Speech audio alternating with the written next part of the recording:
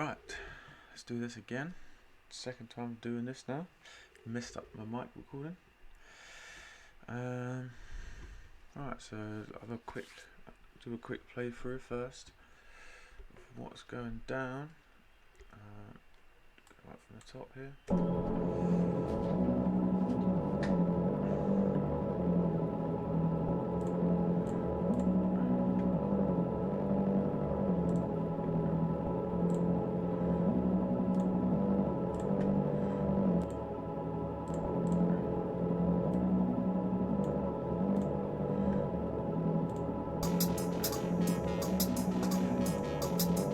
Kind of hating them hats, they're definitely going to change.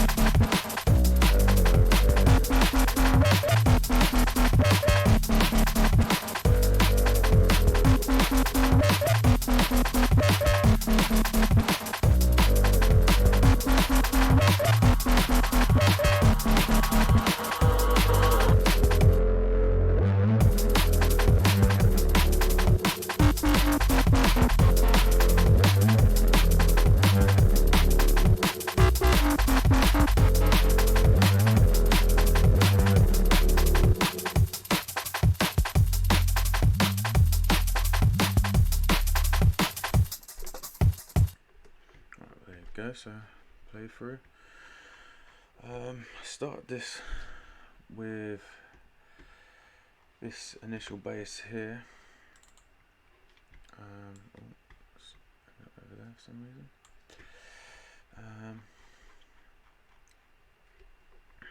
I'll just play this pattern first.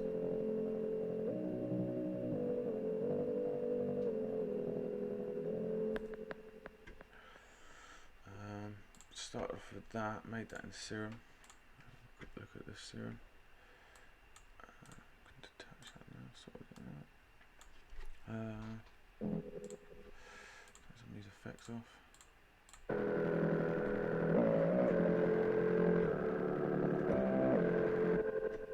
That might even sound a little bit better. We'll have a play around with that a bit later. Turn these ones off too.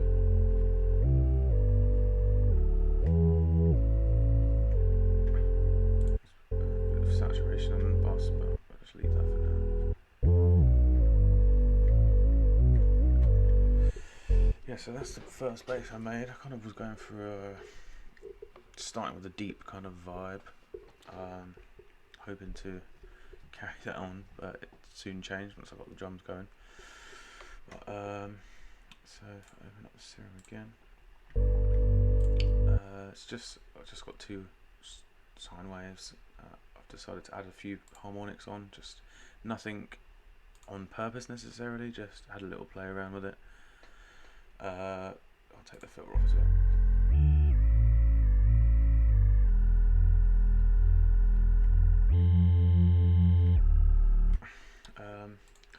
So I wanted to get rid of some of that top, the high end stuff, and I noticed adding in the resonance, I just really like the tone that came with it. So I just basically left it as that, added a bit of unison on the higher octave oscillator just to give it a bit more space, then a bit of tube distortion,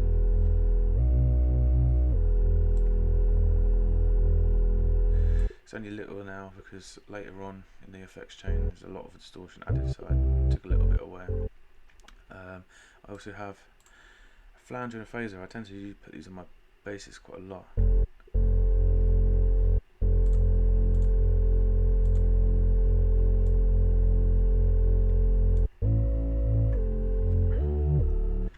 With no rate on either, just so it's just again a little bit more space, and it helps it break in a bit more movement and a bit more just an added extra in the mix. And then another low pass.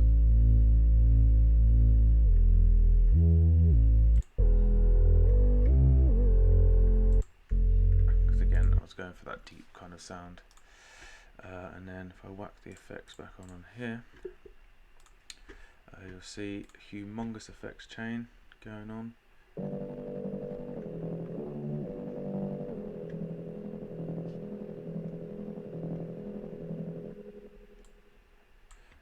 If we actually close this, let me go to a different point because I've got the trash coming away. So if we just go up here,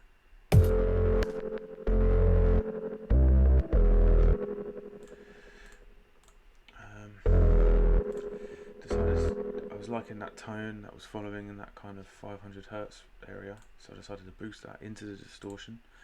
Nothing exciting in the trash, just gone for a multi-band. I've kept the low end nice and clean because, well, I cut that bit out anyway, and have a separate processed low and high end, well, high like above 140 Hertz or whatever. I've got it split. The very highs, just added some more harmonics in there, using this harmonic control in the drive section, and in the mids just a bit more saturation, a bit of mild excitement as it says there, and quite heavy compression, a big threshold, massive ratio. Again, not really done for any particular reason, it was just it sounded right in the mix once I started. I don't know, I really like that harsh, gritty top end, as you'll see with this next EQ. As you can see here, just something about that harshness just was, I really liked it. A nebula here is just a delay. I've got a different delay for the left and right, so it adds that kind of like it moves over to the side with the delay. Just again more movement, adds to the spatialness in the mix. And yeah, wave shaper, just pushing it a little bit. Wave folder, little bit of drive, little bit of character there. As you can probably barely hear that really.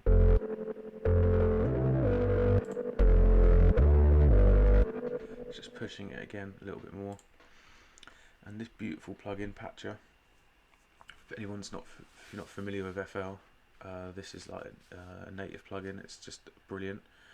I like keeping, when I start using reverbs and stuff like that, I like to keep the raw signal pretty clean in there somewhere, as well as like the whole parallel processing kind of thing. But using this patcher is just so easy, so I've just got a clean signal going straight through, reverb being mixed in using this here. So if I open up this, 100% wet, I've just done the length and size to taste with a bit of a low cut, and then mix that in with this knob here. I can mute that myself. And I just felt like it was the delay that's already there. It just softened it up a little bit. And then parallel to that as well, I've just got a saturator that's on the clip setting, just messing around with that higher harmonics and putting them back in, mixed in again. And then this was mainly done during the mix, so while the track's playing, I noticed that some of the lower frequencies that like just before it's getting cut off, because I cut off around about here in the on the next one, as you'll see, ready for it to be processed, like so it's processed separate, but just that little end bit was just seemed a little bit quiet, a little bit light, so I just boosted that there and got rid of some of the harshness in the top, which, to be honest, we'll probably be doing some more as I work on this bit further. It's only a few hours into this project so far. And then the lows, just a saturator. I felt like the bass and the sub on this particular one was... Oh.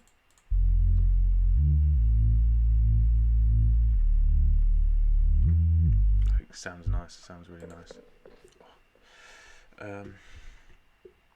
Yeah, so that's it. Kind of all started with that.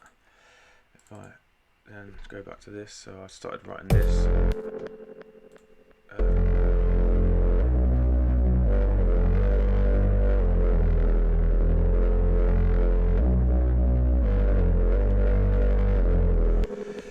But to me, that sounded a bit more intro-like, rather than anything that was going to be in the main body of the track. So I left that for the time being. Started going into making some drums. And as I stated in one of my previous vlogs, I really wanted to synthesize them myself, start having a go with Serum and everything. So I got here a pre-made patch that I'd done in Serum.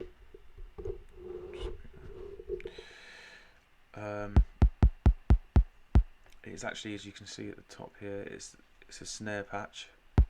Well, I tend to do some complex stuff with the snare patch and then just use that same patch and then kind of like work backwards to making a kick, and obviously just lowering the octave. I think the sounded not too bad, to be honest. A little bit of compression and distortion.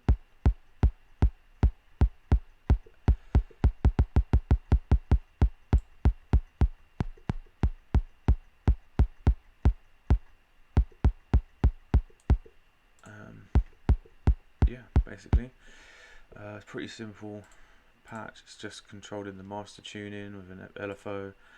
Same with the levels of the subs and the oscillators, just like an envelope. I tend to use the LFO rather than the envelope for this kind of stuff. Just I'm familiar with using that a bit better.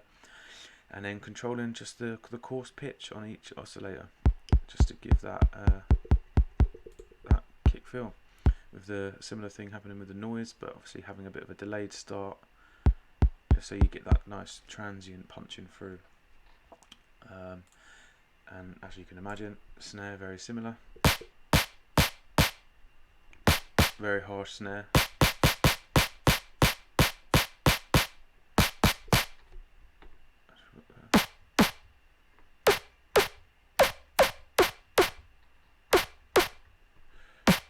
That's what we got here.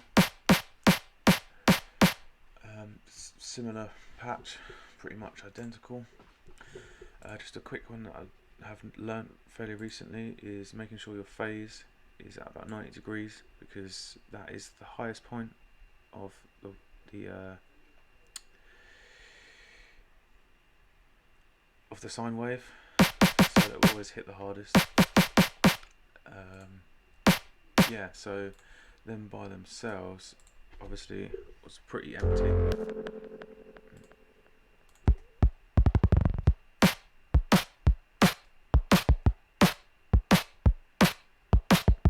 Obviously there's post-processing on this that you'll be able to hear, like the reverb, the room verb and that. But yeah, so that was feeling rather empty. Obviously I had these hat loops. I just picked up a loop out of my library. Nothing exciting. I'm not too happy with this one. It sounds a bit like a clock, and I don't really like the added noise that's with it, but that'll hopefully be changed out. And then got this kind of very traditional drum and bass hat loop there, and like this. So this is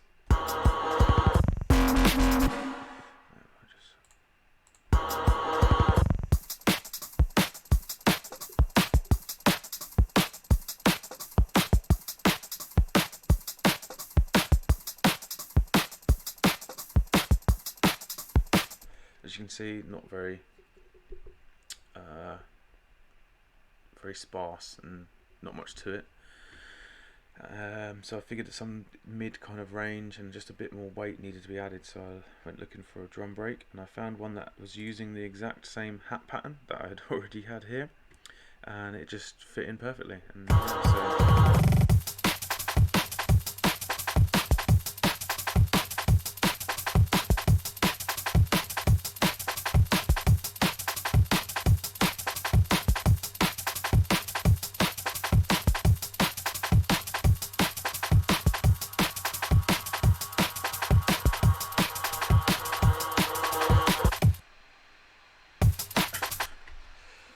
so yeah, I just noticed with that, it just added a lot more energy to the track, and didn't really seem fitting to have that deep lower bass anymore. So I then went ahead and started making another one, something a bit more high energy, and this is what I came up with. Just back in Serum again.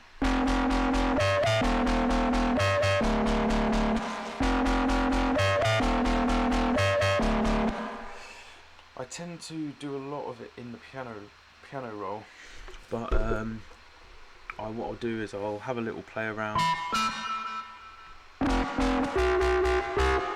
I'll have a play around with the MIDI keyboard and try and just kind of figure out what notes I feel like using and kind of what relationship they'll have with the other notes. Kind of get some sort of like a palette of notes that I'm going to play with.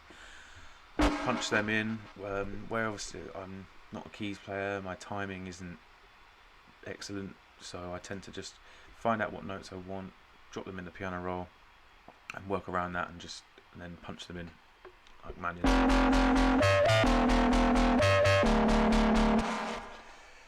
And then yeah, came up with that. I'll show quick the actual Serum patch, because I quite like this one. Very simple.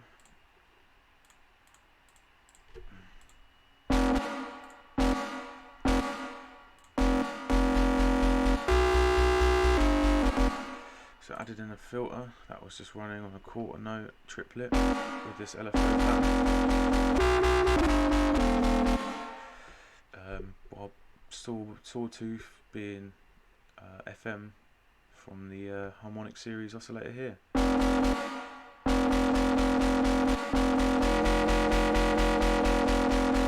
While it's already coming through as well. Usually you would take the level out, but I think through trial and error with some other sounds, I accidentally left the level up, and well, it made that, and I was very pleased with it basically. And then so I've just got the LFO that's controlling the levels of like the noise and the sub as well, so it's always good to keep your sub having a similar movement to the bass that's already there, so it sounds nice and cohesive and sounds the same, like it's the same sound. Sometimes I would completely make a separate sub, but I don't know, it just seemed to work with this for the most part anyway. And then some processing on that, not very much. So just some more parallel processed reverb, a bit of distortion with the British Clean Camel Crusher, LFO tool, which I'll come into in a little bit later, and then just a wave shaper that's just pushing, having another second layer that's just pushing it up. I did then notice that the sub wasn't the best, so I added a little bit of distortion as well as saturation on that part. Yeah, so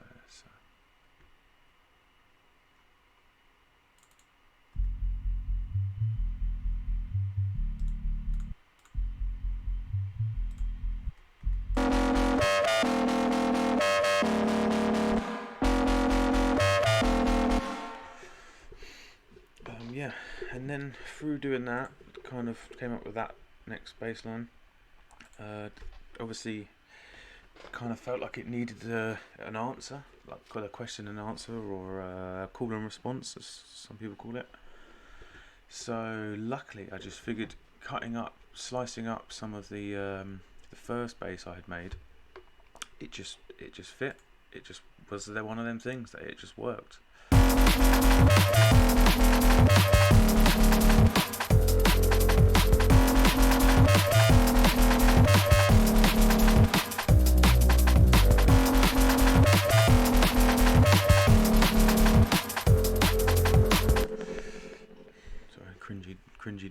there. And yeah, so once I had that kind of down, I was just playing with that as a 16 bar loop, just having a play, try and like get a little bit of a mix down done. I've got quite a bit of processing on the drums, so I've just got them going to separate channels, like the kick snare, then they're bussed. So I've got several snare layers, then they're bussed into one layer with a bit of distortion, like glue compression and stuff. Same with the kick, a bit of glue compression, even though there is actually only one there. But it's very light compression, it probably only makes it sound better. They're going into, and then them from there, we've got Fruity Peak controllers that basically controls my sidechain. So anytime there's a kick hit, it will register. And then that signal is linked to the faders here, and as you'll see, they're moving up and down in time with the kick and snare, because I send like the high stuff all go into the one that gets sidechained by the snare, the low stuff all getting sidechained by the kick, so it's not all being sidechained by all of it, it's separated, and then they're back in together into a pre-master basically, with a bit of saturation on, which is turned off for the minute. And some mid-side EQ just to make sure that there's no stereo image in the low end. So them kick and snare bus will then move forward to a kick bus, which is from here is where I would maybe sidechain, for example, to this one. It's not happening here at the moment, but have a compressor on, doing sidechain compression or something on like the hat loops, just to add that, just adds more movement to having that just regimented hats, just like it kind of gives it a bit more groove and everything. That then from the kick and snare bus, some more mid-side EQ, some more compression, some more saturation. Then that goes into the big drum bus, which is joined by the hats and the tops and the drum brake. Then they all get put together with what I also do is I have a separate send, like a parallel processing from the kick and snare bus goes into the kick and snare compression, which is absolutely slammed.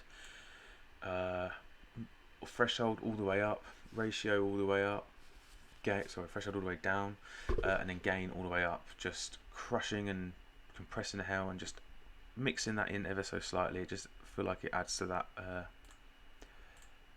adds to the punch of the drums for sure.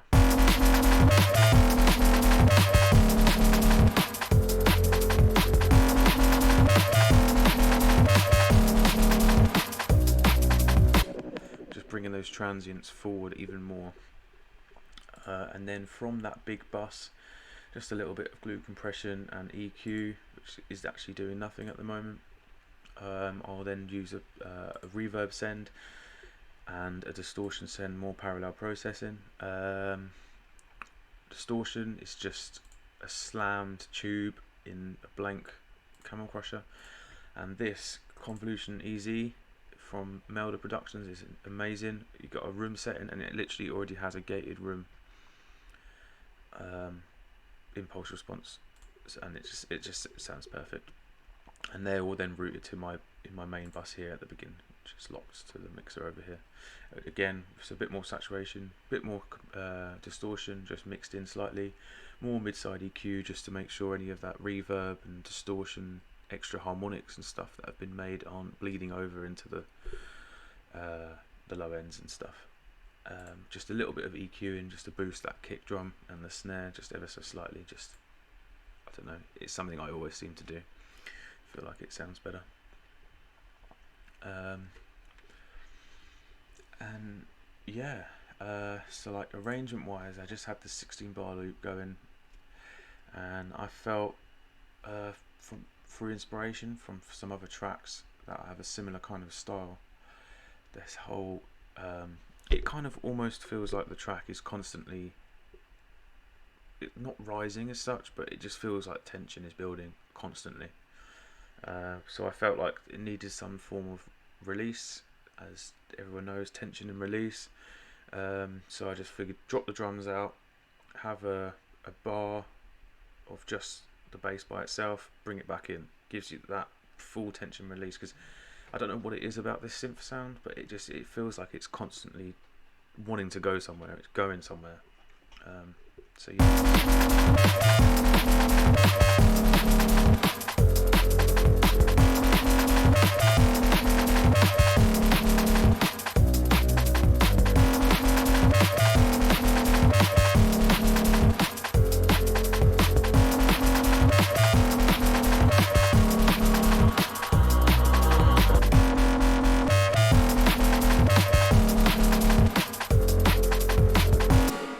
it just worked perfectly with the risers that I'd already had in place. Obviously slotted in there. It's not actually even a riser. It was an impulse hit from a pack, and I've just reversed it, and it just pretty much sounded great straight up. I wanted to have a bit of a switch up at the 32 bar point from the main body, so that's where the LFO tool comes into play. I felt like it needed a little bit more release with this part, so I've taken out some of the drums, taking the drums out completely, so it's just the kick drums for a little minute, just to bring it down a little bit quicker, more ready for the switch up, and the LFO tool adding in some more choppiness to the bass.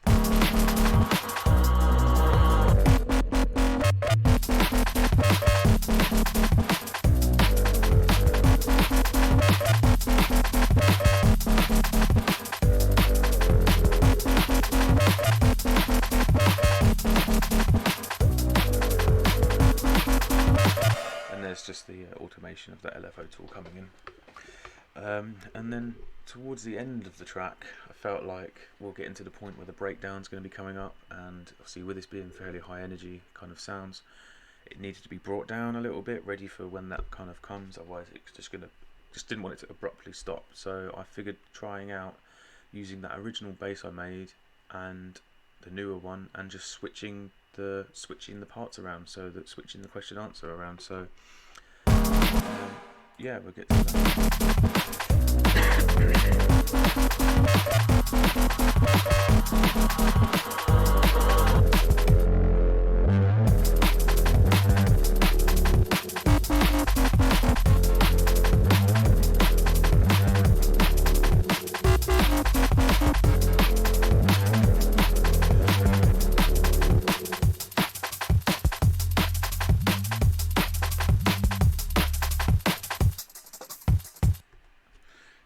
And yeah, I feel like I've only put that in at the last 16 of that part. Maybe it should be all moved along a little bit slightly, but I was thinking of maybe using that as foreshadowing what the second drop's going to be like. I was going to maybe change it up, have that a bit more kind of deeper sound, so kind of preparing the listener for what's to come in the next part a little bit maybe. But that's kind of my why I've kind of chosen to just keep that right at the end, a little teaser almost, so it's like it brings it down while almost teasing what's the second drop's going to be like after the breakdown. I tend to work normally in a linear way, so I'll start with an intro or some sort of intro idea and then work from there, build a drop and go. But this one seemed to start with a drop just the way it was going, so I just kind of went with it. But I do definitely struggle working that way, because it's hard to work then backwards from a drop to the build up. But so I just figured adding in some atmosphere sounds and that original bass riff that I'd written just seemed to fit nicely.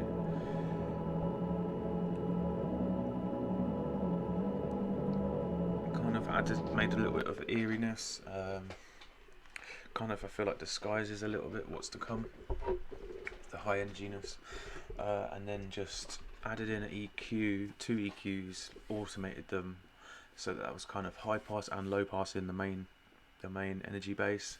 So it was kind of like a little bit of mid coming through, then as the drop comes they just open up to reveal the full sound ready for the drop, just to ease that in.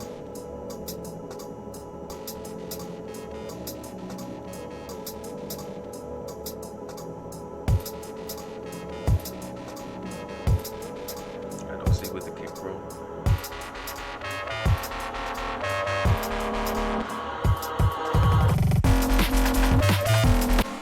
definitely needs a lot of work, that intro, but yeah, that's it for my first session. That was about 3 hours, 3 or so hours work. One of them ones that just seemed to flow by itself.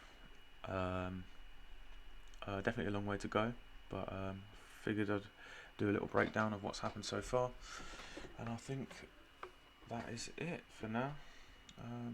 Thank you. Peace.